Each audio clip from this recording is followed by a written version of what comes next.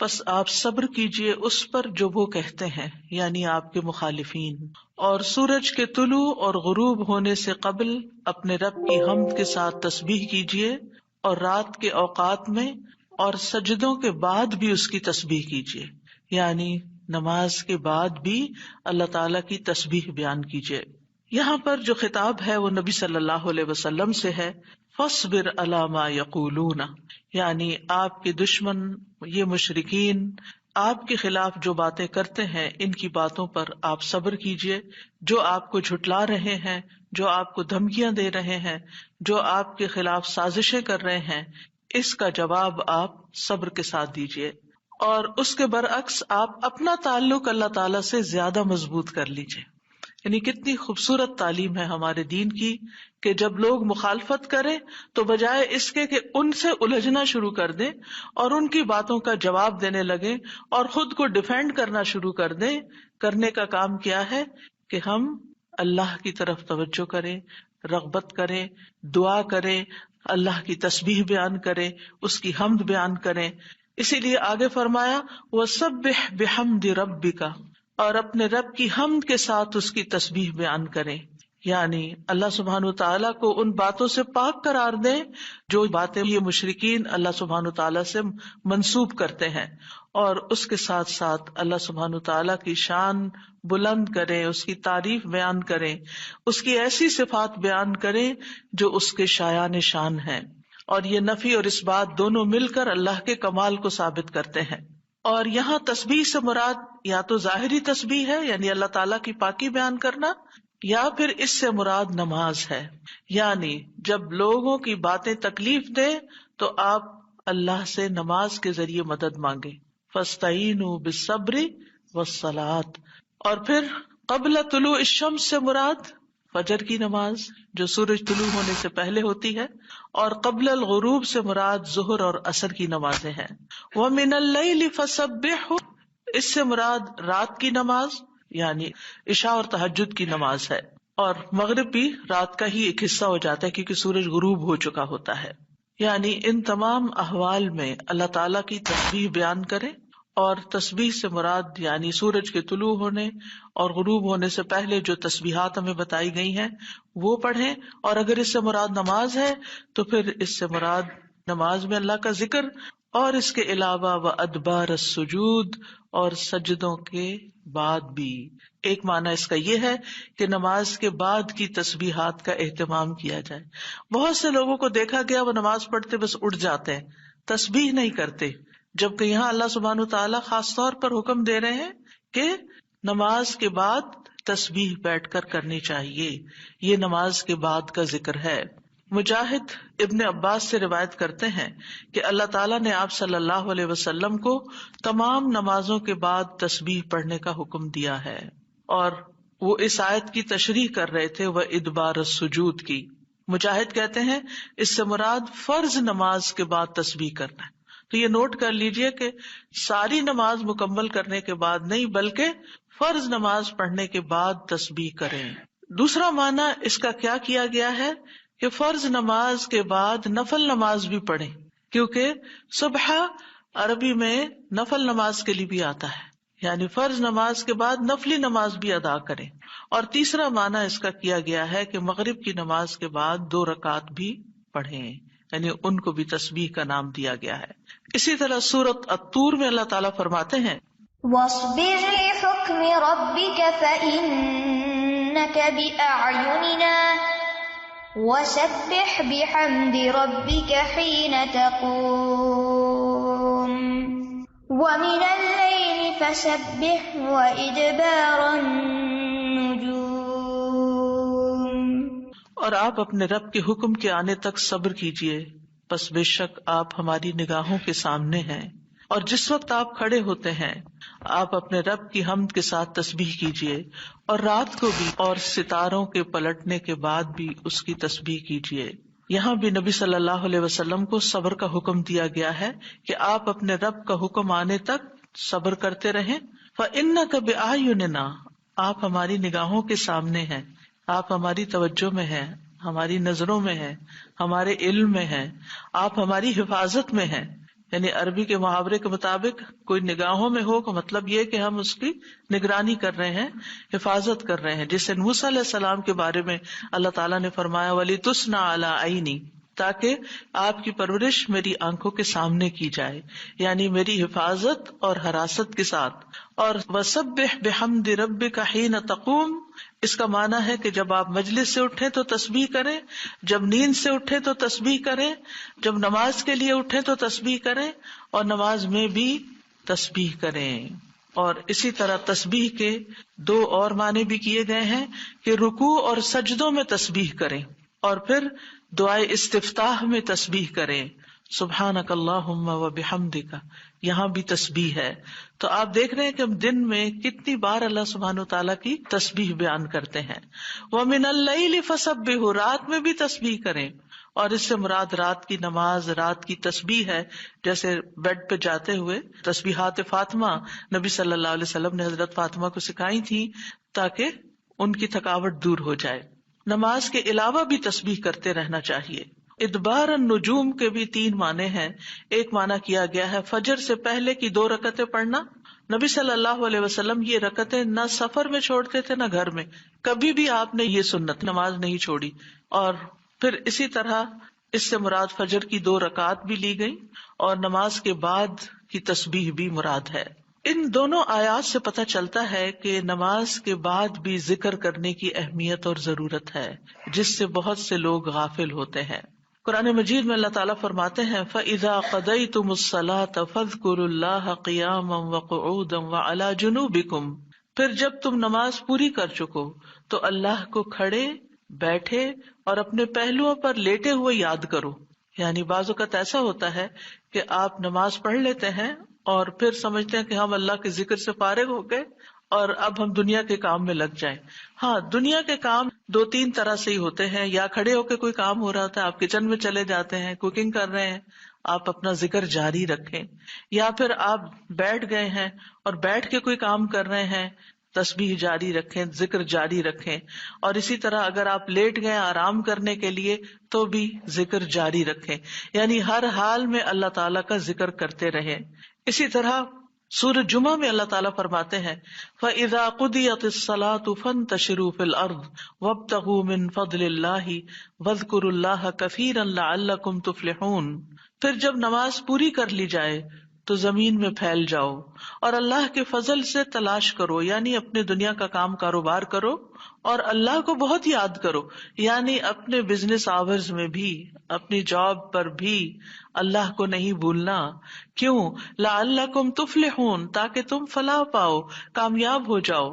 اسی طرح اللہ سبحانہ تعالیٰ رمضان کے روزے مکمل کرنے کے بعد کس چیز کا حکم دیتے ہیں؟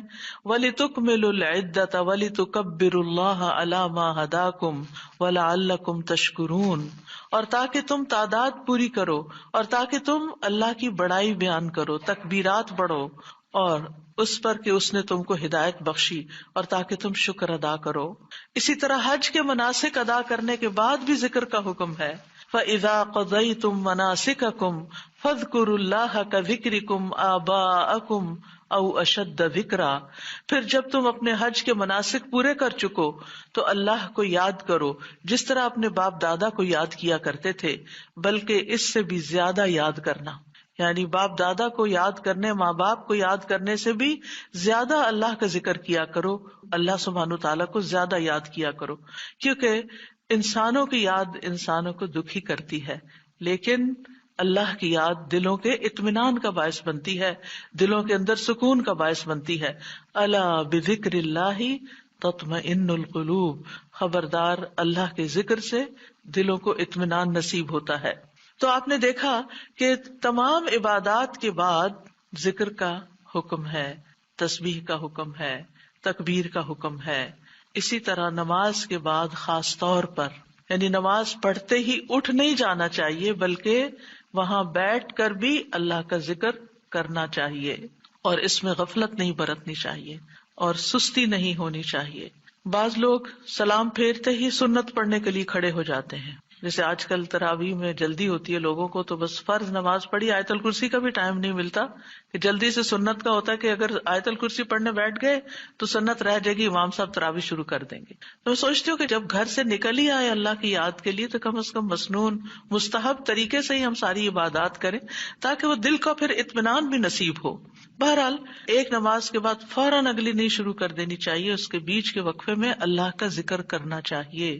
نبی صلی اللہ علیہ وسلم فجر کی نماز کے بعد طلوع آفتاب تک نماز کی جگہ بیٹھے رہتے تھے، اور فجر ارلی شروع کرتے تھے، اندھیرے میں شروع کرتے تھے، اور فجر پڑھنے کے بعد بیٹھے رہتے اور ذکر کرتے رہتے. سماک بن حرب کہتے ہیں، میں نے جابر بن سمرہ سے عرض کیا، کیا آپ رسول اللہ صلی اللہ علیہ وسلم کے پاس بیٹھے تھے؟ انہوں نے فرمایا کہ ہاں، بہت زیادہ، میں بہت بیٹھتا رہا ہوں آپ کے پاس. آپ اپنی نماز کی جگہ سے کھڑے نہیں ہوتے تھے جس جگہ صبح کی نماز پڑھتے تھے جب تک کہ سورج نہ نکل آتا، پھر جب سورج نکل آتا تو آپ کھڑے ہو جاتے. اسی طرح ایک اور روایت میں آتا ہے، نبی صلی اللہ علیہ وسلم جب فجر کی نماز پڑھتے تھے تو اپنی جگہ بیٹھے رہتے یہاں تک کہ سورج خوب اچھی طرح طلوع ہو جاتا. تو پھر اس وقت کیا کرتے تھے؟ اشراق کے نوافل. تو اس سے آپ اندازہ لگائیں، کیا ہم میں سے کوئی یہ کہہ سکتا ہے کہ میں رسول اللہ صلی اللہ علیہ وسلم سے زیادہ مصروف انسان ہوں، میں زیادہ بزی ہوں، میرے بہت کام ہے، میرے پاس بیٹھنے کا وقت نہیں ہے؟ نہیں، یہ صرف نفس کا دھوکہ ہوتا ہے. نفس ہمیں دھوکہ دیتا ہے کہ دیکھو، پہلے تم اٹھے ہو تہجد کے لیے، پھر تم نے پڑھی نماز اور پھر پڑھے اذکار، اور اب تم پھر بیٹھ کے اور انتظار کرو، اٹھو کچھ اور کام کرو. اچھا میرا وہ کام بھی ہے، میرا وہ کام بھی ہے. اور اس طرح ہم اپنے آپ کو تسلیاں دے کر اپنی جگہ سے اٹھ جاتے ہیں اور ذکر میں کوتاہی کر جاتے ہیں، جبکہ مستحب یہی ہے کہ اسی جگہ بیٹھ کر چاہے آپ تلاوت قرآن کریں، چاہے آپ صبح شام کے اذکار، یہی وقت ہے ان کا سورج نکلنے سے پہلے، اور حفاظت کے لیے جو پڑھتے ہیں وہ انہی اوقات میں پڑھے جاتے ہیں. لہٰذا اس وقت آپ وہ بھی پڑھ سکتے ہیں، آپ تسبیحات کر سکتے ہیں، آپ کوئی بھی اور ذکر، آپ قرآن مجید کا مطالعہ کر سکتے ہیں، تفسیر کی کوئی کتاب پڑھ سکتے ہیں، کوئی تفسیر کا لیکچر سن سکتے ہیں، اپنی تجوید درست کر سکتے ہیں، یعنی کہ کوئی سبق یاد کر سکتے ہیں. یعنی کوئی بھی چیز ذکر کی قسم کی آپ اس وقت میں تسلی کے ساتھ کر سکتے ہیں تاکہ یہ سنت پوری ہو جائے، کیونکہ اس کا اجر و ثواب بہت ہے. جو شخص اسی جگہ بیٹھا رہے اور پھر نفل پڑھ کے اشراق کے اٹھے تو اس کو حج عمرے کا ثواب ملتا ہے. نبی صلی اللہ علیہ وسلم نے صحابہ کو نماز کے بعد کے اذکار سکھائے. ابن تیمیہ رحمہ اللہ کہتے ہیں کہ نبی صلی اللہ علیہ وسلم جب لوگوں کو نماز پڑھاتے تھے تو آپ سلام پھیرنے کے بعد دعا نہیں کرتے تھے، اور نہ صحابہ ایسا کرتے تھے، نہ صبح کی نماز میں، نہ عصر کی نماز میں، نہ دیگر نمازوں میں، بلکہ آپ سے ثابت ہے کہ آپ اپنا چہرہ اصحاب کی طرف کر لیتے، یعنی پلٹ کے واپس بیٹھ جاتے، اللہ کا ذکر کرتے اور ان کو سکھاتے تھے. یعنی اذکار اور دعا میں تھوڑا سا فرق ہے. دعائیں زیادہ سے زیادہ سلام پھیرنے سے پہلے کر لیتے تھے، اور جو اذکار ہوتے تھے جیسے تسبیحات ہیں یا صبح شام کے اذکار ہیں یا باقی اذکار ہیں وہ بعد میں کر لیتے تھے، جیسے لا الہ الا اللہ وحدہ لا شریک لہ، اور اسی طرح دیگر اذکار جو ہیں. اور سلام پھیرنے کے بعد اللہ کا ذکر کرنا یعنی زیادہ مستحب ہے. اگرچہ دعا بھی کر سکتے ہیں، یعنی منع نہیں ہے. بعض علماء یہ کہتے ہیں کہ نبی صلی اللہ علیہ وسلم نے جو دبر الصلاۃ کا لفظ استعمال کیا نماز کے پیچھے، تو اس سے مراد نماز کے بعد بھی ہے. حضرت عائشہ کہتی ہیں کہ نماز کے بعد کے اذکار شیشے کو صاف کرنے کے بعد اس کو چمکانے کی طرح ہے. یعنی نماز میں آپ نے اپنی صفائی کر لی اور اب بعد کے اذکار کے جو آپ کو اور زیادہ چمکا رہے ہیں. نماز نور ہے، یہ دل کو صاف کر دیتی ہے، دل کو روشن کر دیتی ہے، جیسے کہ شیشے کو صاف کیا جاتا ہے. اور نماز کے بعد ذکر کرنا ایسا ہے جیسا کہ شیشے کو چمکایا جاتا ہے. فرشتے بھی دعائیں کرتے ہیں. رسول اللہ صلی اللہ علیہ وسلم نے فرمایا، جب تک تم اپنے مصلے پر جہاں تم نے نماز پڑھی تھی بیٹھے رہو اور ریاح خارج نہ کرو، گیس پاس نہ کرو، تو فرشتے تم پر برابر درود بھیجتے رہتے ہیں. یعنی اگر کوئی شخص فجر کی نماز پڑھ کے اپنے وضو کی حالت میں سورج نکلنے تک بیٹھا رہتا ہے تو آپ اپنے لیے بھی ذکر کر رہے ہیں اور فرشتے بھی آپ کے لیے دعائیں کر رہے ہیں. کیا دعا کرتے ہیں؟ اللہم اغفر لہ، اللہم ارحمہ، اے اللہ اس کی مغفرت فرما، اے اللہ اس پر رحم فرما. اور یہ اس وقت تک ہوتا رہتا ہے جب تک وہ وضو توڑ کر فرشتوں کو تکلیف نہ پہنچائے. یعنی جب گیس پاس ہوتی ہے اور اس کی اسمیل سے پھر فرشتوں کو تکلیف ہوتی ہے، تو فرشتے جو ہیں وہ پیاز کی اسمیل اور لہسن کی اور جسم سے نکلنے والے، اگر پسینہ بہت آ رہا ہے اور کپڑے نہیں آپ تبدیل کرتے، رات کے کپڑوں میں ہی اٹھ کے نماز شروع کر دیتے ہیں اور وہ اسمیلی کپڑے ہوتے ہیں، تو اس سے فرشتے آپ سے دور رہتے ہیں. اور اسی طرح اگر یعنی خوراک میں کوئی ایسی چیز ہے کہ آپ کی گیس میں بہت اسمیل ہے، تو یہ چیز بھی فرشتوں کو تکلیف دیتی ہے اگر آپ مصلی پر بیٹھے ہیں یا آپ ذکر کی حالت میں ہیں. پھر اس وقت ذکر کرنا جو ہے اولاد اسماعیل سے غلام آزاد کرنے سے افضل عمل ہے، خاص طور پر اگر ہم لا الہ الا اللہ وحدہ لا شریک لہ والی تسبیح پڑھتے ہیں. ابو امامہ سے مروی ہے، رسول اللہ صلی اللہ علیہ وسلم نے فرمایا، سورج طلوع ہونے تک میں بیٹھ کر اللہ تعالیٰ کا ذکر کروں، اس کی بڑائی، اس کی حمد و تسبیح اور تحلیل کروں، یہ مجھے اولاد اسماعیل میں سے 2 غلام آزاد کرنے سے زیادہ محبوب. یعنی اس وقت کا ذکر ایسا ہے جیسے آپ نے اتنا بڑا صدقہ بھی کر دیا. اسی طرح عصر کے بعد سورج غروب ہونے تک ذکر کرنا مجھے اولاد اسماعیل میں سے 4 غلام آزاد کرنے سے زیادہ محبوب ہے. یعنی عصر پڑھ کر بھی آپ مغرب تک ذکر کر سکتے ہیں. اگر عام دنوں میں نہیں تو آپ جمعے کے دن تو کر ہی سکتے ہیں، کیونکہ اس دن دعائیں قبول ہوتی ہیں. لیکن عموماً ہم اپنی غفلت اور سستی کی وجہ سے کوئی اور کام شروع کر دیتے ہیں اور ہم ان قیمتی اوقات کی قدر نہیں کرتے، ہماری پرائرٹیز نہیں ہوتی. یعنی انسان کو جب پتہ چلتا ہے کہ یہ بزنس کا پیک آور ہے تو وہ کیا کرتا ہے، اس وقت کہیں اور سیر کو چلا جاتا ہے؟ نہیں، اس وقت وہ سارے کام چھوڑ کر اس کام کی طرف متوجہ ہو جاتا ہے جو اس کو سب سے زیادہ فائدہ دینے والا ہے. تو اسی طرح بعض سلف صالحین کہتے ہیں کہ ہم نے جمعے کے دن عصر کے بعد مغرب تک جو دعا کی ہماری قبول ہوئی. یعنی یہ قبولیت دعا کا خاص وقت ہوتا ہے. جیسے صبح کا وقت بکرتن نماز فجر سے لے کر سورج نکلنے تک کا ہے، بڑا ہی قیمتی وقت ہے ذکر اذکار کے لیے. اسی طرح عصر کی نماز سے لے کر مغرب تک کا وقت بھی بڑا ہی قیمتی ہے. تو اس میں آپ دیکھیے خصوصاً آج کل آپ روزے سے ہیں، روزہ دار کی بھی دعا قبول ہوتی ہے. اور اس میں بھی امت کے نیک لوگوں کا طریقہ یہی رہا ہے کہ وہ روزہ کھلنے سے پہلے سارے کام چھوڑ دیتے تھے اور ذکر اذکار میں مصروف ہو جاتے تھے، دعائیں کرنے میں مصروف ہو جاتے تھے. تو آپ بھی اپنے لیے کچھ پلان اس طرح کریں کہ جمعے کا دن اور ہم کم از کم رمضان کا مہینہ عصر کا وقت جو ہے اس سے پہلے اپنے کام ختم کر کے مصلی پہ بیٹھے یا کرسی پہ بیٹھے یا لیٹنا چاہتے تو لیٹ جائیں، کیونکہ پہلی آیت یہی بتائی گئی تھی نا کہ آپ کھڑے یا بیٹھے یا لیٹے ہر حال میں اللہ کا ذکر کر سکتے ہیں. الذین یذکرون اللہ قیاما وقعودا وعلی جنوبہم، وہ جو اللہ کا ذکر کرتے ہیں کھڑے، بیٹھے اور لیٹے، جس بھی پوزیشن میں آپ کرنا چاہیں آپ ذکر کر سکتے ہیں. اور اس میں تسبیح کیجیے، حمد و ثنا کیجیے اللہ تعالیٰ کی اور دعائیں مانگیے. اور الحمدللہ ہمارے پاس کتابوں کی شکل میں دعاؤں کا اتنا پیارا ذخیرہ ہے جو مسنون اوتھینٹک دعائیں قرآن و سنت سے ہم نے جمع کی ہیں. اگر زبانی یاد ہے تو بہت ہی اچھا کہ دل لگا کے زبانی پڑھے، اور اگر زبانی یاد نہیں تو ان کو کھول لیجیے اور پڑھنا شروع کر دیجیے. اور صرف پڑھتے نہ جائیں، اس وقت کوئی قرات کا وقت نہیں ہے، یہ مانگنے کا وقت ہے. دیکھ دیکھ کر اس طرح پڑھیں دعا کو جیسے آپ مانگ رہے ہیں اللہ تعالیٰ سے. تو انشاءاللہ آپ کے دین، دنیا، آخرت کے سارے مسائل حل ہوں گے اور ایک پرامن پرسکون زندگی بسر کریں گے اگر ان اوقات کی آپ قدر کر لیں. کیونکہ جو قبولیت کے اوقات ہیں ان کو گنوانا نہیں چاہیے، ان کو ہاتھ سے جانے نہیں دینا چاہیے.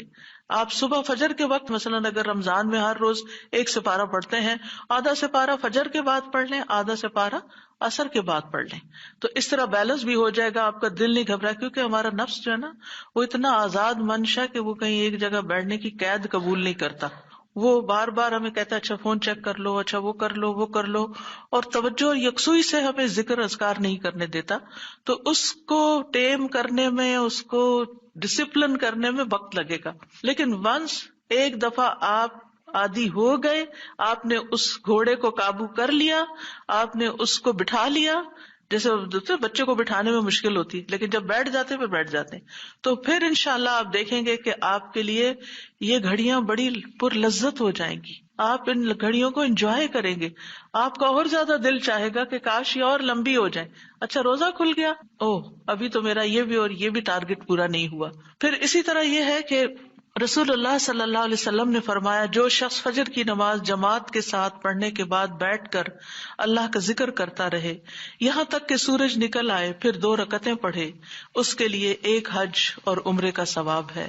انس فرماتے ہیں، پھر رسول اللہ صلی اللہ علیہ وسلم نے 3 بار فرمایا، پورا پورا پورا، یعنی پورا ثواب حج عمرے کا، پورا ثواب حج عمرے کا، پورا ثواب۔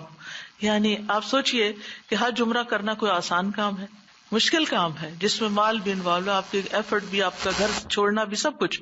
لیکن اگر آپ کو ایک مصلی پہ بیٹھ کے اتنا بڑا اجر و ثواب ملتا ہے تو اور کیا چاہیے۔ صرف بات ہے اپنے نفس کو منانے کی، اپنے دل کو اور اپنے آپ کو ڈسپلن کرنے کی، اور ایک دفعہ آپ نے شروع کر لیا اور اگر نہیں ہو پا رہا تو اللہ سے دعا کریں کہ اللہ تعالیٰ توفیق دے دے، اللہ تعالیٰ آسان کر دے، تو انشاءاللہ آپ کے لیے آسانی بھی ہو جائے گی۔ پھر اسی طرح نبی صلی اللہ علیہ وسلم نے فرمایا، اللہ تعالیٰ فرماتا ہے کہ میں اپنے بندے کے ساتھ ہوتا ہوں جب وہ مجھے یاد کرتا ہے اور میری یاد میں اپنے ہونٹ ہلاتا ہے۔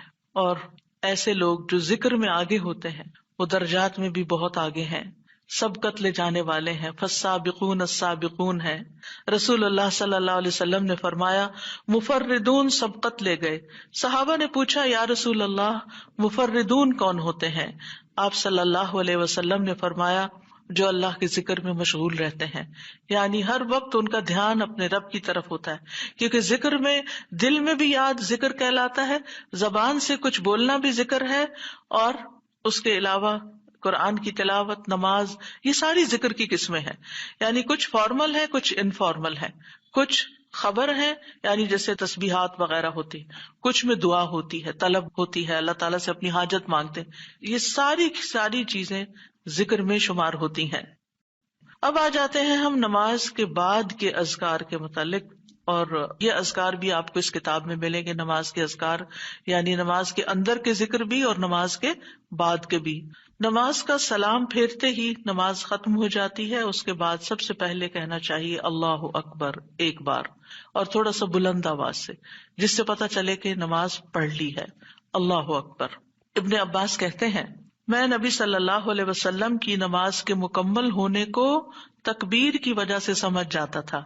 یعنی مثلا کوئی نفل پڑھ رہا ہے تو آپ کو نہیں پتہ چلتا کہ پڑھ چکا یا نہیں، لیکن اگر اس نے بلند آواز سے کہہ دیا اللہ اکبر تو پتہ چل گیا کہ ہاں اس کی نماز مکمل ہو گئی ہے۔ کیوں اللہ اکبر کہیں؟ کہ اللہ ہر چیز سے بڑا۔ آپ دیکھیں، ہم نے نماز کا آغاز کس سے کیا تھا؟ اللہ اکبر سے کیا تھا، اور نماز میں کئی بار ہم نے اللہ اکبر کہا، اور اب نماز کے اختتام پر بھی اللہ اکبر، رمضان کے اختتام پر بھی اللہ اکبر، یعنی اللہ کی تکبیر بیان کرنا۔ اللہ سبحانہ وتعالیٰ قرآن مجید میں فرماتے ہیں، اتل ما اوحی الیک من الکتاب واقم الصلاۃ ان الصلاۃ تنہی عن الفحشاء والمنکر ولذکر اللہ اکبر واللہ یعلم ما تصنعون۔ کتاب میں سے جو آپ کی طرف وحی کیا گیا ہے اس کی تلاوت کیجیے اور نماز قائم کیجیے، بے شک نماز بے حیائی اور برائی سے روکتی ہے، اور یقیناً اللہ کا ذکر تو سب سے بڑی چیز ہے، اور اللہ کو معلوم ہے جو کچھ تم کرتے ہو۔ تو اللہ کا ذکر سب سے بڑی چیز، اور اس ذکر میں اللہ کو سب سے بڑا قرار دینا سب سے بڑی چیز۔ اور نبی صلی اللہ علیہ وسلم اور پھر صحابہ کا طریقہ بھی یہی تھا کہ آپ فرض نمازوں کے بعد ذکر کرتے اور آوازیں بلند کرتے، یعنی نماز کے بعد کا ذکر جو ہے اس میں آواز اونچی ہوتی ہے۔ ابن عباس اس بات سے معلوم کر لیتے کہ لوگوں نے سلام پھیر لیا ہے کیونکہ وہ ان کے ذکر کی آواز سنتے تھے۔ یعنی مطلب یہ ہے کہ نماز کے بعد اللہ اکبر بھی اونچی آواز میں، استغفر اللہ استغفر اللہ استغفر اللہ یہ بھی ذرا اونچی آواز میں، یعنی ایک ہوتا ہے سری ذکر یعنی دل ہی دل میں پکارنا، اور ایک ہوتا ہے جاہری جس میں یہ ذکر جو نماز کے بعد ہوتا ہے اس کو تھوڑا اونچی آواز میں کرنا چاہیے، اور جس طرح وتر ختم ہونے کے بعد سبحان الملک القدوس سبحان الملک القدوس سبحان الملک القدوس ذرا اونچی آواز میں کہنا چاہیے۔ تو نبی صلی اللہ علیہ وسلم اس ذکر کو ہمیشہ اونچی آواز میں کرتے تھے، ٹھیک ہے، یعنی آپ کی اقتداء، آپ کی پیروی ہر معاملے میں یہ عبادت کے درجات کو بڑھا دیتی ہے۔ اور اس میں ہم یہ بھی دیکھتے ہیں کہ صحابہ کرام جو تھے وہ نبی صلی اللہ علیہ وسلم کی صرف سنت کو نہیں، سیرت کو بھی آگے بیان کرتے تھے کہ آپ نے کوئی کام کیا اور کس طریقے سے کیا، مثلا ذکر کیا اور کس طرح کیا، بلند آواز سے کیا یا آہستہ آواز سے کیا، بیٹھ کر کیا یا کھڑے ہو کر کیا. اور پھر آپ دیکھیے کہ نماز کے بعد اذکار جو ہیں وہ زیادہ پسندیدہ ہیں، یعنی دعاؤں کی نسبت زیادہ اذکار. ٹھیک ہے. اور پھر اسی طرح آپ دیکھیے کہ دوسرا ذکر جو آپ کریں گے وہ ہے استغفر اللہ 3 بار. استغفر اللہ استغفر اللہ. ثوبان کہتے ہیں رسول اللہ صلی اللہ علیہ وسلم جب اپنی نماز سے فارغ ہوتے تھے تو 3 مرتبہ استغفار فرماتے تھے، 3 بار استغفار کرتے. ولید کہتے ہیں میں نے اوزائی سے پوچھا آپ استغفار کس طرح فرمایا کرتے تھے؟ تو انہوں نے کہا آپ فرماتے تھے استغفر اللہ استغفر اللہ. اب نماز پڑھ لی ہے، استغفر اللہ کیوں؟ اس لیے کہ ہم تو نماز کا حق بھی ادا نہیں کرتے. ہمارا دھیان کہاں سے کہاں چلا جاتا ہے، ہم کئی دفعہ بھول جاتے ہیں، ہمیں سجدہ سہو کرنا تک یاد نہیں رہتا، ہمیں کچھ پتہ نہیں ہوتا ہم نے کون سی سورت پڑھی، کیا تلاوت کی. ہو سکتا ہے تلاوت میں کوئی غلطی کر دیں، ہو سکتا ہے کہ تسبیح کی جگہ کچھ اور پڑھ دیں بھول چوک کے. تو ہم نماز کے اندر بھی بہت کچھ غلط کرتے رہتے ہیں جانے انجانے. اور خاص طور پر جن لوگوں نے اپنی نماز کے پروننسیشن کی اصلاح نہیں کی وہ تو کچھ سے کچھ پڑھتے رہتے ہیں بعض اوقات. یعنی پروننسیشن صحیح نہ ہونا جو ہے وہ الفاظ کے مطلب کو ہی بدل دیتا ہے. اس لیے پہلی پرائرٹی میں کوئی ایسا ٹیچر ڈھونڈیے کہ جو آپ کی نماز سن کے اس کا پروننسیشن آپ کو ٹھیک کر دے. بہرحال نماز کے بعد استغفر اللہ استغفر اللہ. اور ایک اور چیز، نماز پڑھنے کے بعد انسان کو ایک فیلنگ ہوتی ہے کہ میں نے کچھ کیا ہے، لیکن جب انسان استغفر اللہ کہتا ہے تو اس میں عاجزی کا اظہار ہوتا ہے کہ اللہ تیرا حق ادا نہیں کیا، مجھے ابھی بھی گناہوں کی بخشش کی ضرورت ہے. اور آپ دیکھیے کہ یہ الفاظ نبی صلی اللہ علیہ وسلم ادا کرتے تھے جن کے اگلے پچھلے سارے گناہ معاف کر دیے گئے تھے. تو جو شخص نماز کے بعد استغفار پڑھتا ہے وہ اپنی نمازوں پر کبھی فخر غرور تکبر نہیں کر سکتا کہ میں بڑا نمازی ہوں، میں بڑا پرہیزگار ہوں، میں بڑا عبادت گزار ہوں. نہیں، وہ یہ دیکھے گا کہ میں نے حق ادا نہیں کیا، میرے سے جو کمی کوتاہی ہوئی ہے اللہ تعالیٰ اس کو معاف کر دے. جو چیز مکمل طور پر ادا کرنی چاہیے تھی اس کو اس طرح نہیں ادا کیا، کچھ نہ کچھ کوتاہی واقع ہو گئی، تو اس بخشش کے طلب کرنے سے اللہ تعالیٰ کوتاہی سے درگزر فرما دے گا انشاءاللہ. اور ویسے بھی استغفار کرنے سے نقص یا کمی کوتاہی جو ہے اس کا ازالہ ہوتا ہے ہماری عام روزمرہ زندگی میں بھی. تیسرا ذکر، اب آپ دیکھ رہے ہیں یہ ذکر ہے، اللہ اکبر بھی ذکر ہے، استغفر اللہ بھی ذکر ہے، اور تیسرا یہ بھی ذکر ہے اللہم انت السلام ومنک السلام تبارکت ذی الجلال والاکرام. اے اللہ تو سراپا سلامتی ہے اور تجھی سے سلامتی حاصل ہوتی ہے، تو بڑی برکتوں والا ہے اے جلال و اکرام والے. یعنی استغفار کے بعد پھر فوراً بعد اللہ تعالیٰ کی تعریف اور یہ ذکر. السلام جو ہے یہ اللہ تعالیٰ کے ناموں میں سے ایک نام ہے جس کا مطلب یہ ہے کہ اللہ تعالیٰ ہر طرح کی آفات سے، عیبوں سے، ہر طرح کے نقص سے سلامت ہے. کوئی چیز اس کو نقصان نہیں دے سکتی، نہ لوگوں کی باتیں جو اللہ تعالیٰ کے خلاف کرتے ہیں، یا لوگوں کے گمان، یا لوگوں کی نافرمانیاں اور گناہ اور عبادت نہ کرنا، اللہ کا حکم نہ ماننا. اللہ تعالیٰ کو کوئی چیز نقصان نہیں دیتی، وہ سلامت ہے، اس کو کسی کی ضرورت ہی نہیں ہے. یہ جو کچھ ہم کرتے ہیں، ذکر ہو، عبادت ہو، یہ اپنے ہی فائدے کے لیے کرتے ہیں، اللہ تعالیٰ پر کچھ احسان نہیں ہے. تو ہم یہ کہتے ہیں اللہم انت السلام کہ اللہ تعالیٰ آپ سراسر سلامتی ہیں اور آپ کا ہر فعل جو ہے وہ ظلم سے سلامت ہے، پاک ہے، ہر شر سے پاک ہے. آپ کی تقدیر، آپ کے فیصلے، ہر چیز سلامتی پر مبنی ہے. ومنک السلام، سلامتی تیری ہی طرف سے آتی ہے، یعنی تو ہی سلامتی دیتا ہے یا تو ہی سلامتی کو روک لیتا ہے. سلامتی کا مالک بھی تو ہی ہے، تو سلامت رکھے تو ہم سلامت ہیں. تو یہ تعلق اللہ تعالیٰ سے انسان اپنا ظاہر کرتا ہے کہ انسان اپنے رب کے بارے میں کیا سمجھتا ہے. تبارکتا، تبارکتا کا لفظ برکت سے ہے جس کا مطلب ہوتا ہے کثرت سے کسی چیز کا بڑھنا اور قائم رہنا، یعنی تیری خیرات و برکات بہت زیادہ ہیں. ذل جلال والاکرام، اے عزت اور جلال والے. جلال کا مطلب ہے عظمت، بڑائی، اور اکرام کا مطلب ہے احسان.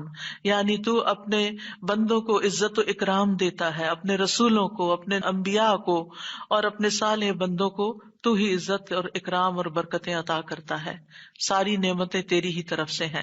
اور یہ کتنا خوبصورت ذکر ہے جو ہم ہر نماز کے بعد کرتے ہیں، یا جو نہیں کر رہے انہیں لازماً کرنا چاہیے، کہ اللہ سبحانہ وتعالیٰ سے ہم اپنے اچھے گمان کا اظہار کرتے ہیں اور ایک طرح سے انڈائریکٹلی سلامتی اور برکت طلب بھی کرتے ہیں. آپ دیکھیے عموماً ہم جب کسی چیز کے اندر فائدہ دیکھتے ہیں تو ہم خیر اس سے وابستہ کر لیتے ہیں، یہ ہے تو کام ہوگا، یہ نہیں تو کام ہی نہیں ہوگا. مثلاً آپ کوئی قلم خریدتے ہیں اور اس سے لکھنا شروع کرتے ہیں اور آپ کو اچھا لگتا ہے، یا آپ اس سے جو لکھنا چاہتے تھے آرٹیکل یا کوئی چیز یا نوٹس اپنے تو بڑے اچھے لکھ پاتے ہیں، تو آپ کہنے لگتے ہیں یہ قلم بڑا مبارک ہے. ٹھیک ہے بھائی، قلم اچھا ہے، فائدہ دے رہا ہے آپ کو، لیکن اصل تو اللہ نے آپ کے لیے یہ وسیلہ بنایا کہ اس نے آپ تک یہ پہنچایا. تو اصل برکت اور خیر اور سلامتی کا منبع اللہ رب العزت کی ذات ہے. چیزوں کے ساتھ مت چمٹ جائیے اور ان پر اتنے ڈپینڈنٹ نہ ہو جائیں کہ اللہ کو بھول جائیں اور اللہ تعالیٰ کی نعمت اور اللہ تعالیٰ کا احسان یاد نہ کریں. تو اس لیے ہر نماز کے بعد ہم اس بات کا اقرار کرتے ہیں کہ ساری برکتیں تیری ذات سے ہیں یا رب، ساری سلامتی تیری طرف سے ہے یا رب، عزت اور اکرام تیری ہی طرف سے ہے یا رب، تو ہی جس کو چاہے اس پر احسان فرماتا ہے، لہٰذا ہم یہ سب کچھ تجھ سے ہی طلب کرتے ہیں. پھر آپ دیکھیے چوتھا ذکر ہے لا الہ الا اللہ وحدہ لا شریک لہ لہ الملک ولہ الحمد وہو علی کل شیء قدیر. یہ بھی آپ 3 بار پڑھ سکتے ہیں، یہ بھی ذکر ہے، یعنی 3 مرتبہ اللہ تعالی کی توحید کا اقرار. مغیرہ بن شعبہ جو وحی کے کاتب تھے ان سے مروی ہے کہ معاویہ رضی اللہ عنہ نے مغیرہ کو لکھا کہ کوئی حدیث جو آپ نے رسول اللہ صلی اللہ علیہ وسلم سے سنی ہو وہ مجھے لکھ کر بھیجیں.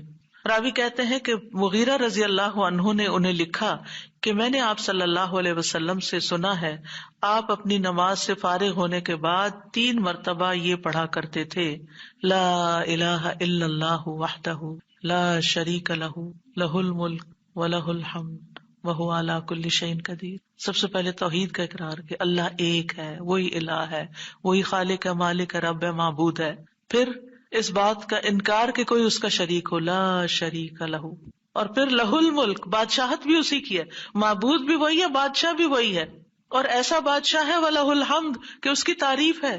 دنیا کے بادشاہوں کا حشر ہوتا دیکھا ہے آپ نے، ان کے ساتھ کیا کیا جاتا ہے، لیکن اللہ سبحانہ تعالیٰ کی بادشاہت پر کوئی آنچ نہیں آتی، کوئی اس کو ہلا نہیں سکتا، کوئی اس کو نقصان نہیں دے سکتا، کوئی اس پر باتیں نہیں بنا سکتا، کوئی اس کا نقص نہیں نکال سکتا کہ اللہ تعالیٰ نے آسمان میں یہ کیا چیز بنا دی، زمین میں کیا بنا دی. نہیں، وَلَهُ الْحَمْدُ، اسی کی ہے تعریف. یعنی ایسا بادشاہ کہ جو قابل تعریف ہے، اور ایسا بادشاہ کہ وَهُوَ عَلَى كُلِّ شَيْءٍ قَدِيرٌ. دنیا کے بادشاہ انتہائی بس لاچار ہوتے ہیں، ان کے ہاتھ میں کچھ نہیں ہوتا، وہ انسانوں کے محتاج ہوتے ہیں، انسانوں کی خدمت کے، انسانوں کی مدد کے، انسانوں کے مال کے محتاج ہوتے ہیں. یہ بادشاہت کیا بادشاہت ہے جس کی ساری ڈیپینڈنسی لوگوں کے اوپر ہے.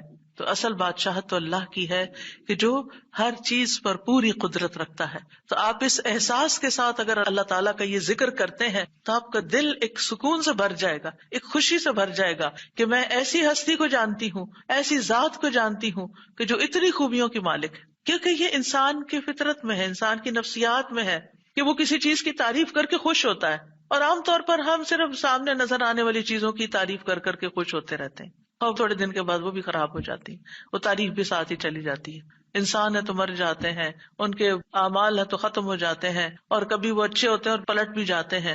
وہ کہاں گئی تعریفیں؟ جوان ہے تو بڑھاپے میں ساری تعریفیں چلی گئی، مالدار تھے تو غریب ہوئے تو ساری تعریفیں چلی گئیں. اسی طرح علم ہے اور جنون لاحق ہو گیا تو ساری تعریفیں چلی گئیں، سب کچھ الٹ گیا.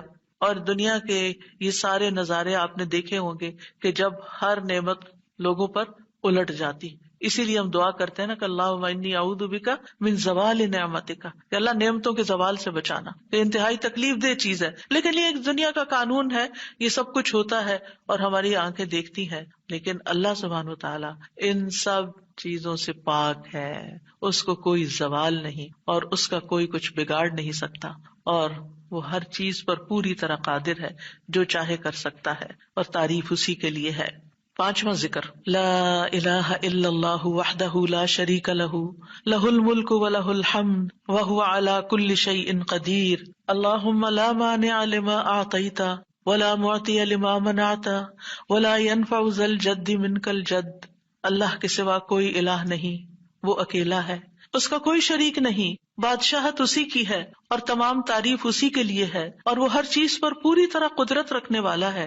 اے اللہ، جو کچھ تو نے دیا ہے اسے کوئی روکنے والا نہیں، اور جو کچھ تو نے روک دیا اسے کوئی دینے والا نہیں، اور کسی مالدار کو تیری بارگاہ میں اس کا مال نفع نہیں پہنچا سکتا.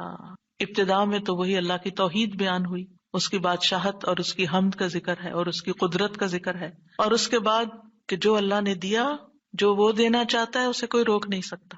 یہاں بھی آپ دیکھیں، مانگ کچھ نہیں رہی، یہ ذکر ہے، یہ دعا نہیں، یہ کیا ہے؟ ذکر ہے. اور جو کچھ تو نے روک دیا کوئی دے ہی نہیں سکتا، اور سارے ہی مالدار فقیر ہیں، اور خاص طور پر تیرے سامنے فقیر ہیں. یا ایھا الناس انتم الفقراء الی اللہ واللہ هو الغنی الحمید.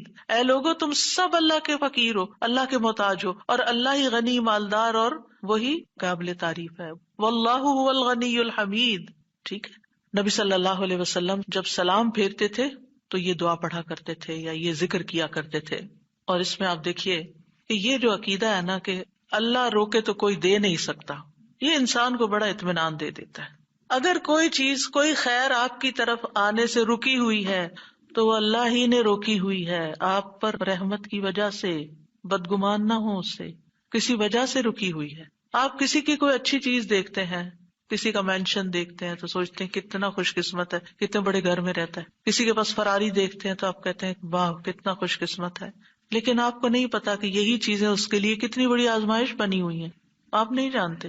اور اگر اللہ نے آپ کو نہیں دی تو آپ کو بہت سے شر سے محفوظ رکھا ہوا ہے. تو اللہ کا روکنا بھی خیر کا باعث ہوتا ہے. یہ سبق پکا کر لیں کہ جب اللہ تعالیٰ کوئی چیز نہیں دیتا یا دیر سے دیتا ہے یا روک لیتا ہے اور کوئی چارہ نہیں ہوتا، آپ کہتے ہیں میری کوئی دعا قبول نہیں ہو رہی، میرا کوئی طریقہ کام نہیں آ رہا، تو اس میں بھی کوئی خیر ہوتی ہے، کیونکہ جو اللہ نے مقدر میں لکھا ہے وہ پہنچ کے رہے گا. کوئی روک نہیں سکتا جو تو دے، اور کوئی دے نہیں سکتا جو تو روک لے. اور جسے اللہ نے آپ کے مقدر میں لکھا ہے وہ آپ تک آئے گا ہی آئے گا. سورۃ فاطر میں اللہ تعالیٰ فرماتے ہیں ما یفتح اللہ للناس من رحمت فلا ممسک لها وما یمسک فلا مرسل له من بعدہ وہو العزیز الحکیم. جو کچھ اللہ لوگوں کے لیے رحمت میں سے کھول دے اسے کوئی بند کرنے والا نہیں، اور جو وہ بند کر دے اس کے بعد اسے کوئی کھولنے والا نہیں. حدیث میں آتا ہے ما اصابک لم یکن لیخطئک وان ما اخطأک لم یکن لیصیبک. جو کچھ تمہیں پہنچا وہ تم سے خطا ہونے والا نہیں تھا، اور جو نہیں ملا وہ ہرگز ملنے والا نہیں تھا. قرآن مجید میں سورۃ الرعد میں اللہ تعالیٰ فرماتے ہیں وَإِذَا أَرَادَ اللَّهُ بِقَوْمٍ سُوءًا فَلَا مَرَدَّ لَهُ. جب اللہ کسی قوم کے ساتھ برائی کا ارادہ کر لیتا ہے تو اس کو کوئی پھیرنے والا نہیں، کوئی سپر پاور اس ملک کی مدد نہیں کر سکتی اگر اللہ نے اس کے لیے جنگ کا فتنہ یا کسی اور طرح کی کوئی آزمائش لکھی ہے. یہ اللہ کے فیصلے ہوتے ہیں، یا اللہ نے کسی قوم کو تباہ کرنے کا فیصلہ کر لیا ہو تو کوئی اس کو روک نہیں سکتا. لہٰذا ہمیں اللہ پر ہی بھروسہ کرنا چاہیے، اور ہر حال میں ایسی پریشان کن باتوں پر اللہ تعالیٰ ہی کی طرف رجوع کر لینا چاہیے. یاد رکھیے اگر کوئی چیز نہیں ملی تو اللہ تعالیٰ کو الزام مت دیں، اللہ تعالیٰ سے ناراض نہیں ہو، اللہ تعالیٰ سے بد ظن نہیں ہو. یہ روکنا اس کی رحمت ہے. انسان اگر ان دو جملوں پر ایمان لے آئے تو پھر اس کا مکمل بھروسہ اللہ کی ذات پر ہو جائے گا. وہ رزق کے بارے میں اللہ پر ہی توکل کرے گا، نقصان کو دور کرنے اور بھلائی کو پانے کے لیے اللہ پر ہی بھروسہ کرے گا. وہ اللہ کو اپنے لیے کافی سمجھے گا. یعنی جہاں کہیں دل چھوٹا ہوا، جہاں کہیں کوئی پریشانی آئی، کہتے حسبی اللہ و نعم الوکیل. اللہ کار ساز یعنی کام بنانے والا اللہ ہی میرے لیے کافی ہے، وہ میرا کام بنائے گا، وہ میری مشکل آسان کرے گا. تو یہ توحید ربوبیت اور الوہیت پر مشتمل جملے ہیں. ابن تیمیہ کہتے ہیں یہ حدیث دو عظیم اصولوں پر مشتمل ہے. نمبر 1 توحید ربوبیت، اور وہ ہے جسے اللہ دینا چاہے اسے کوئی روک نہیں سکتا، اور جسے وہ روک دے اسے کوئی نہیں دے سکتا. بس بندہ اللہ ہی پر توکل کرتا ہے اور اسی سے مانگتا رہتا ہے، کیونکہ دینا جو اس نے ہے. تو پھر کسی اور سے کیوں مانگے گا، کسی اور سے توقع لگا کے کیوں بیٹھ جائے گا، کسی اور کے در پہ کیوں جائے گا. اس کو پتا ہے صرف اللہ ہی نے کرنا ہے جو کرنا ہے. اس سے عقیدہ توحید پکا ہوتا چلا جاتا ہے کہ صرف اللہ ہی نے کرنا ہے. اور توحید الوہیت ولا ينفع ذا الجد منك الجد. عام طور پر انسان یہ سمجھتا ہے میرے پاس مال ہے، مجھے کوئی مشکل نہیں، یعنی جب کوئی کام سامنے آتا ہے نا تو فوراً دیکھتا ہے کتنا ہے بینک میں، کتنا کیش رکھا ہے، کیا ہے میرے پاس، کتنی پراپرٹی ہے، یعنی فوراً انسان کا دماغ گھوم کے اس طرف چلا جاتا ہے نا، بہت ہے، انف ہے، کام ہو جائے گا۔ اللہ چاہے گا تو ہوگا، صرف آپ کے مال سے کچھ نہیں ہوتا۔ آپ سارا لگا دیں، بزنس میں پورا لاس ہو سکتا ہے، پھر بتائیے آپ کے مال نے آپ کو کیا فائدہ دیا؟ کچھ نہیں ہو سکتا جب تک اللہ نہ چاہے۔ مال بھی جب فائدہ دیتا ہے جب اللہ چاہتا ہے، اولاد بھی جب فائدے کی ہوتی ہے جب اللہ چاہتا ہے۔ کسی انسان سے فائدہ صرف اس وقت پہنچتا ہے جب اللہ چاہتا ہے۔ آپ نے دیکھا ہوگا کتنے ہی اچھے سے اچھے لوگ ہوتے ہیں، ہر وقت کام آنے والے، ایک وقت ایسا آتا ہے وہ ایسے بےچارے مجبور ہوتے ہیں کہ ان کو نہ کرنی پڑتی ہے کہ بھائی سوری یہ نہیں کر سکتے، کیونکہ سب کچھ ان کے اختیار میں نہیں ہے، سب کچھ ان کے بس میں نہیں ہے۔ اسی طرح انسان کے پاس بعض اوقات کوئی عہدہ ہوتا ہے، انفلوئنس ہوتا ہے، وہ سمجھتا ہے یہ عہدہ ہے میرے پاس، میں سب کچھ کر سکتا، نہیں کر سکتے۔ آپ نے دیکھا ہوگا دنیا کے بڑے بڑے ملکوں کے جو حکمران ہوتے ہیں کتنے بے بس ہوتے ہیں، کچھ بھی نہیں ہوتا ان کے ہاتھ میں، اپنی تقدیر نہیں بنا سکتے، اپنا فائدہ نہیں کر سکتے۔ اور پھر آپ دیکھیے کہ اللہ سبحانہ وتعالیٰ دنیا اسے بھی دیتا ہے جس سے وہ محبت کرتا ہے، اور اسے بھی دیتا ہے جس سے وہ محبت نہیں کرتا۔ لیکن یاد رکھیے ایمان اس کو دیتا ہے، دین کی سمجھ اس کو دیتا ہے جس سے وہ محبت کرتا ہے۔ وَمَن يُرِدِ اللَّهُ بِهِ خَيْرًا يُفَقِّهْهُ فِي الدِّينِ۔ دنیا تو سب کے پاس، مومن مسلم کافر سب کے پاس ہو سکتی ہے دنیا کے بڑے بڑے فائدے ہر ایک کو مل سکتے ہیں، لیکن دین اس کو ملتا ہے جس سے اللہ محبت کرتا ہے۔ لہذا انسان کو اللہ ہی کی طرف رغبت کرنی چاہیے، اور کبھی بھی اپنے مال پہ، اپنے جاہ پہ، اپنے ریسورسز پہ، اپنی قوتوں پر، اپنے علم پر کبھی بھروسہ نہیں کرنا چاہیے کہ یہ میرے لیے کچھ بنائیں گے اور ان کی وجہ سے میں آگے بڑھ جاؤں گا اور ان کی وجہ سے میرا بہت فائدہ ہوگا۔ جب اللہ فائدہ لائے گا نا، ان میں سے کوئی ایک چیز بھی آپ کے پاس نہیں ہوگی تو آپ کا کام بن جائے گا۔ اور اگر فائدہ نہیں دینا نا اللہ نے ان ساری چیزوں کے ہوتے ہوئے، کئی دفعہ لوگ کہتے ہیں نا ہر چیز ہے میرے پاس لیکن پھر بھی میرا یہ مسئلہ حل نہیں ہوتا، معلوم نہیں کیوں رکاوٹ آ گئی، اور پھر وہ غلط سوچنا شروع کر دیتے ہیں فلاں کی بندش ہے، فلاں کی نظر ہے، فلاں نے یہ کر دیا۔ نہیں، نفع اور نقصان دونوں اللہ کے ہاتھ میں، نہ کسی کی نظر آپ کو نقصان دے سکتی ہے، نہ کسی کا جادو آپ کو نقصان دے سکتا، نہ کسی کا حسد آپ کو نقصان دے سکتا ہے اگر اللہ نہ چاہے۔ لہٰذا اسی سے دعا کرتے رہیں، اور جو پروٹیکشن کی دعائیں اس نے سکھائی ہیں وہ پڑھتے رہیں، اور باقی بھروسہ اللہ کی ذات پر کریں۔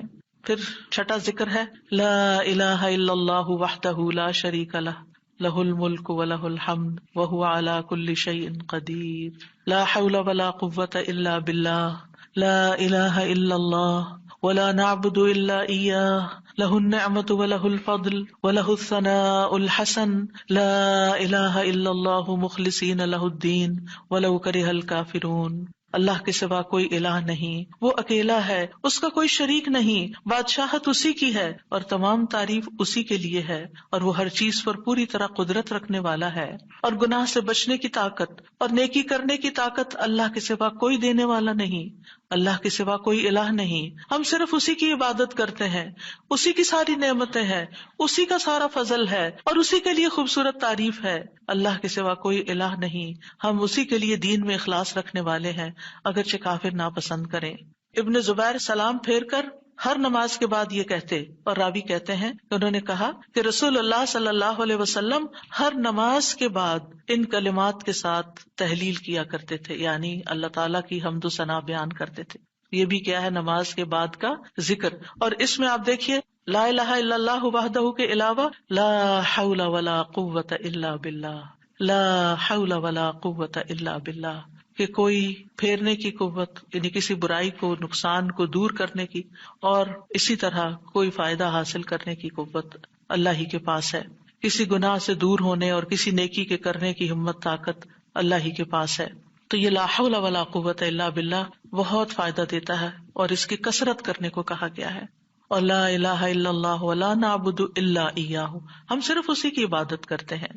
لہ النعمت ولہ الفضل وَلَهُ الثَّنَاءُ الْحَسَنُ، نعمت بھی اور فضل بھی اور اچھی تعریف سب اللہ ہی کے لیے ہے، اور ہم مخلص ہو کر اللہ کی عبادت کرتے ہیں، مخلصین لہ الدین، لا الہ الا اللہ وَلَوْ كَرِهَ الْكَافِرُونَ، اگرچہ کافر ناپسند کریں، ان کو ہماری توحید اچھی نہ لگے، لیکن پھر بھی ہم صرف ایک اللہ ہی کو مانتے ہیں۔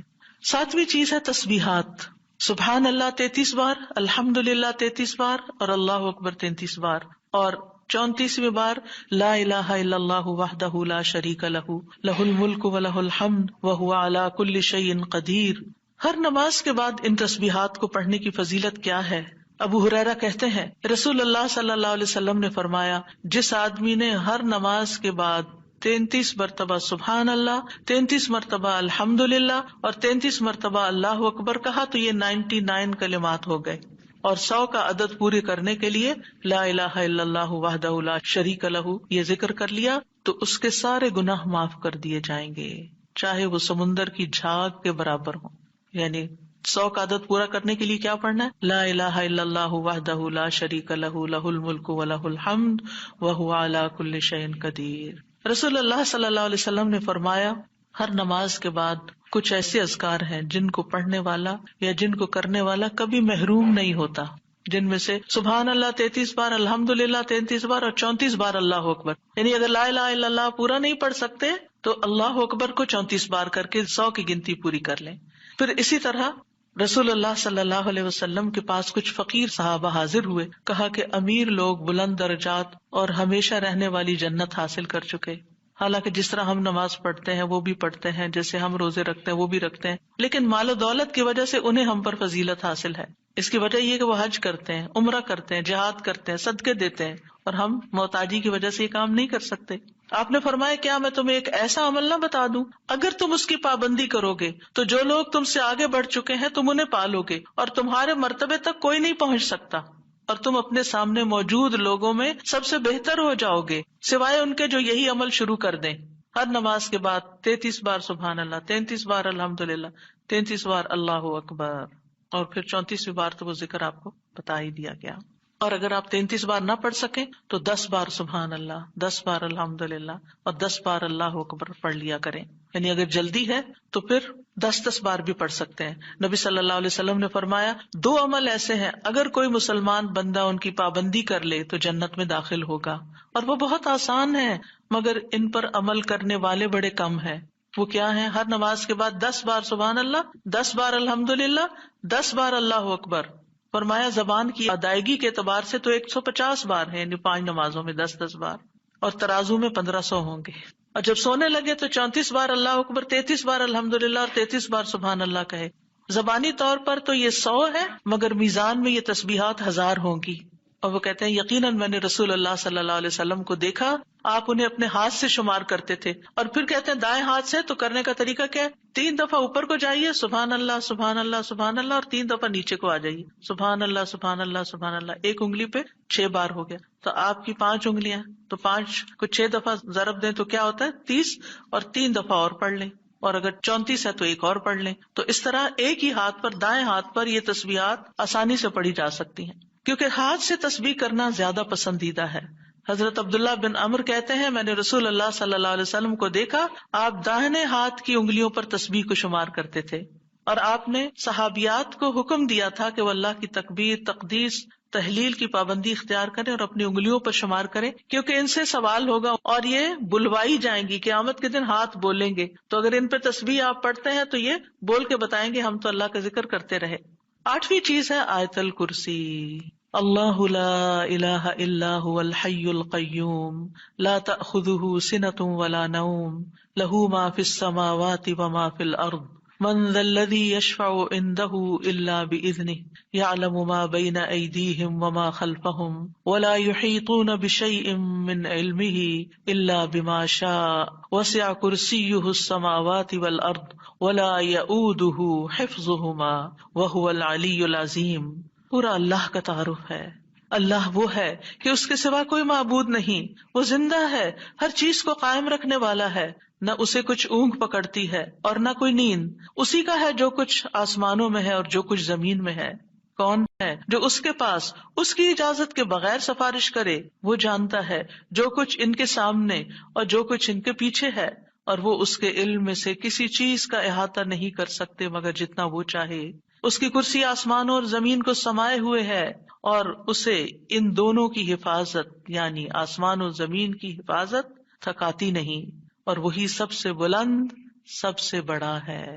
ہر نماز کے بعد آیت الکرسی پڑھنے کی فضیلت یہ ہے کہ جو شخص نماز کے بعد اس کو پڑھ لیتا ہے اور اس نماز کے بعد اس کی ڈیتھ ہو جاتی ہے تو فرمایا اس کو موت کے علاوہ کوئی چیز جنت میں جانے سے نہیں روک سکتی، مر گیا تو سیدھا جنت میں۔ یہ قرآن مجید کی سب سے افضل آیت ہے۔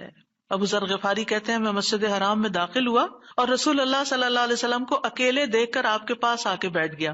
میں نے کہا یا رسول اللہ صلی اللہ علیہ وسلم کون سی آیت افضل ہے جو آپ پہ نازل ہوئی؟ آپ نے فرمایا آیت الکرسی۔ کرسی کے مقابلے میں 7 آسمان اس طرح ہے جیسے بیابان زمین میں کوئی چھلا گرا پڑا ہو، اور پھر کرسی کے مقابلے میں عرش کا حجم اتنا ہے جیسے اس چھلے کے مقابلے میں بیابان کا وجود۔ اور یہ قرآن مجید کی سب سے عظیم آیت بھی ہے۔ ابی ابن کعب سے روایت ہے ایک مرتبہ نبی صلی اللہ علیہ وسلم نے ان سے پوچھا اللہ کی کتاب میں سب سے عظیم آیت کون سی ہے؟ انہوں نے کہا اللہ اور اس کا رسول ہی زیادہ جانتے ہیں۔ آپ نے یہ سوال کئی مرتبہ دہرایا تو ابی ابن کعب نے کہا آیت الکرسی۔ یہ سن کر آپ نے فرمایا ابو المنذر تمہیں تمہارا علم مبارک ہو، اس ذات کی قسم جس کے ہاتھ میں میری جان ہے، عرش کے پائے کے پاس یہ اللہ بادشاہ کی پاکیزگی بیان کرتی ہوگی، اس کی ایک زبان اور 2 ہونٹ ہوں گے، یعنی جو لوگ اس پڑھیں گے وہ ان کے حق میں ایک طرح سے گواہ ہوگی۔ 9ویں چیز جو نماز کے بعد پڑھنی چاہیے وہ ہے معوذات، سورۃ الاخلاص، سورۃ الفلق، سورۃ الناس۔ پہلی سورت میں اللہ تعالیٰ کی توحید بیان ہوئی ہے، دوسری سورت میں انسان کو پناہ مانگنے کے لیے کہا گیا ہے، کہہ دیجئے میں مخلوق کے رب کے پناہ پکڑتا ہوں اس چیز کے شر سے جو اس نے پیدا کی، اور اندھیری رات کے شر سے جب وہ چھا جائے، اور گرہوں میں پھونکنے والیوں کے شر سے، اور حسد کرنے والے کے شر سے جب وہ حسد کرے۔ انہی چیزوں کا خوف رہتا ہے نا، کوئی جادو کر دے گا، کوئی حسد کر لے گا۔ ہر نماز کے بعد پڑھیں گے کس وقت وہ کرے گا؟ اس کو تو آپ موقع ہی نہیں دے رہے کہ وہ جادو کرے یا آپ سے حسد کرے۔ ہر 2 نمازوں کے بیچ میں جو کوئی ایسا فتنہ فساد آیا اس کا ازالہ ہوتا چلا جائے گا۔ عقبہ بن عامر کہتے ہیں کہ رسول اللہ صلی اللہ علیہ وسلم نے مجھے حکم دیا تھا کہ میں ہر نماز کے بعد معوذات پڑھا کروں، یعنی یہ 3 صورتیں پڑھا کروں۔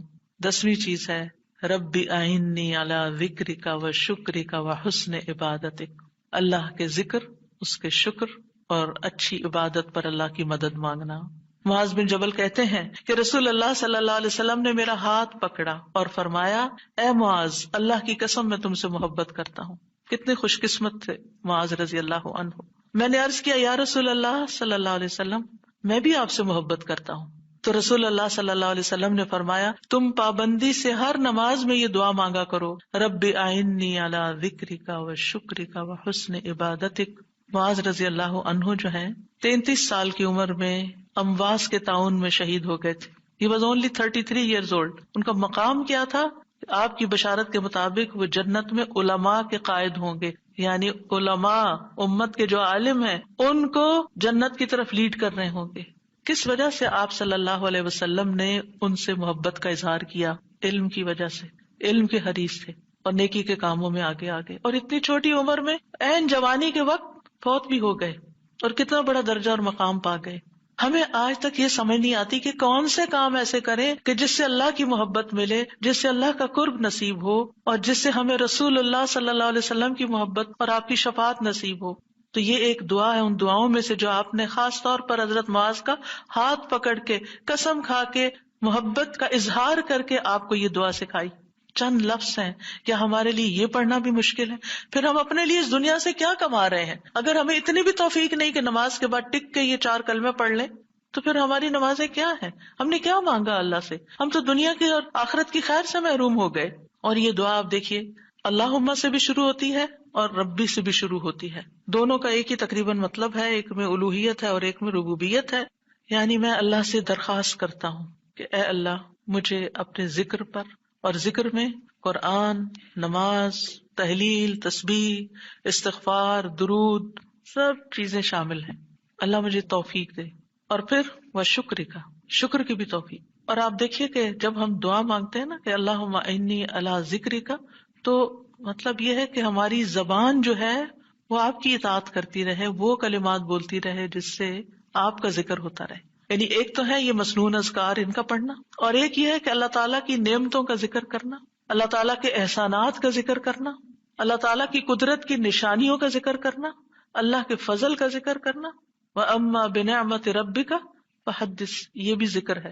آپ اپنے بچوں کے ساتھ بات کر رہے ہیں اور اللہ تعالیٰ کے بارے میں کوئی بات کر رہے ہیں، دین کے بارے میں کوئی بات کر رہے ہیں، تو یہ بھی ذکر میں شمار ہو۔ تو اللہ مجھے توفیق دے، آئین اللہ میری مدد کر. کیونکہ ہمارے پاس وقت بھی ہوتا ہے، ہمارے پاس صلاحیت بھی ہوتی ہے، لیکن ہم توجہ نہیں کرتے، ہم کرتے نہیں ہے کام، کیونکہ توفیق نہیں ہوئی نا.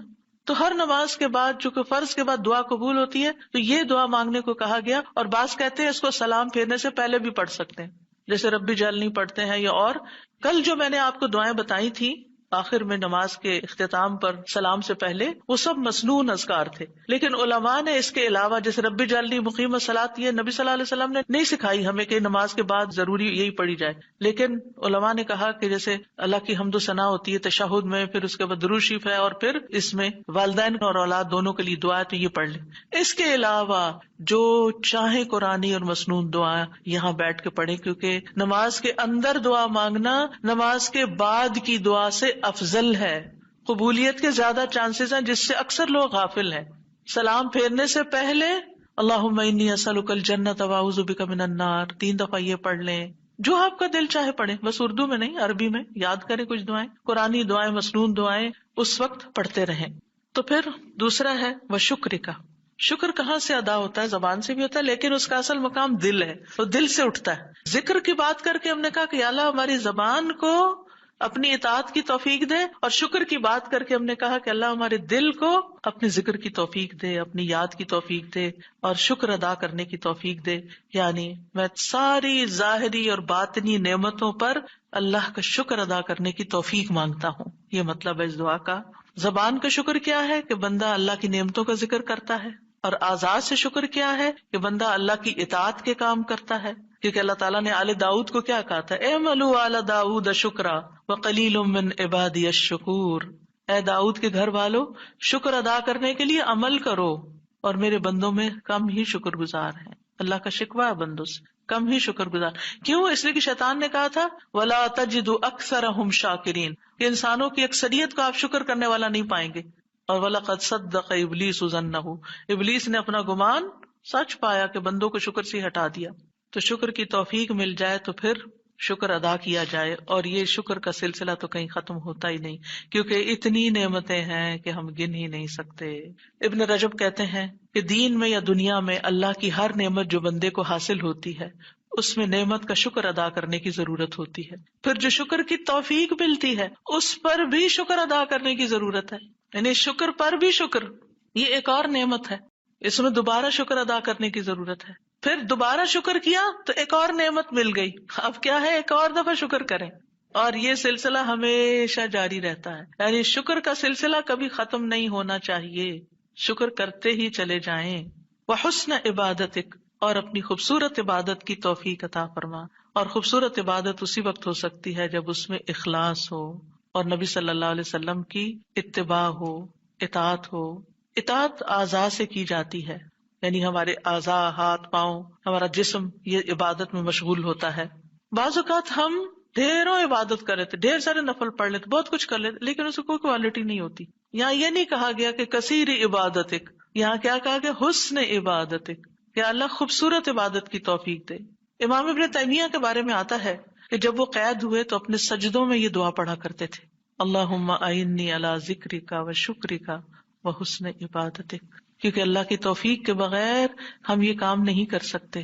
جس کی زندگی میں ذکر آ گیا، جس کی زندگی میں شکر آ گیا، اور جس کی زندگی میں خوبصورت عبادت آ گئی، وہ خوش قسمت ترین انسان ہے، اس کو سبھی کچھ مل گیا.